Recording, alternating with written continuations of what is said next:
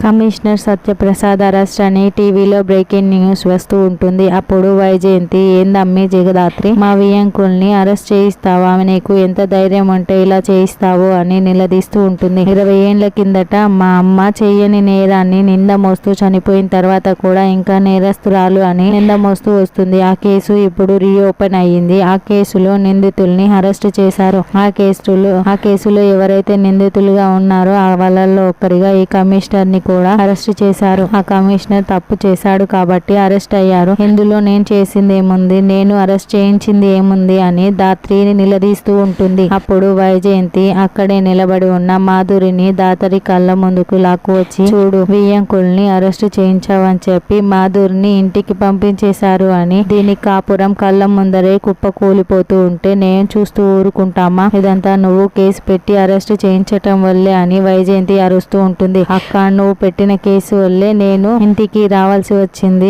ఇప్పుడు నువ్వు పెట్టిన కేసు వెనక్కి తీసుకోకపోతే నన్ను ఆ ఇంట్లో కూడా కాలు పెట్టకూడదని చెప్పారక్క. నన్ను ఇంటికి పంపించేశారు అని మాధురి ఏడుస్తూ చెప్తూ ఉంటుంది. నా ఏంటి వింటున్నావు కదే? ఇప్పుడు మాధురి జీవితం నిలబడాలంటే నువ్వు పెట్టిన కేసు వాపస్ తీసుకోవాలి, కమిషనర్ ని విడుదల చేయాలి, ముందు స్టేషన్ కి వెళ్లి ఆ కేసుని వాపస్ తీసుకో అని నిషి అరుస్తూ ఉంటుంది. దాత్రి వింటూ ఉంటుంది. అయితే కౌశికి మాత్రం ఇదంతా వింటూ దాత్రికి వాళ్ళ అమ్మకి జరిగిన అన్యాయం గురించి బాధపడుతూ ఉంటుంది. మరి కేసు వాపస్ తీసుకోనని దాత్రి ఎలా తేల్చి చెప్తుంది? అప్పుడు ఇంట్లో నుంచి వెళ్లిపోమ్మని మళ్ళీ నిషి వైజయంతి గొడవ చేస్తారా అన్నది రానున్న ఎపిసోడ్ లో తెలుసుకుందాం.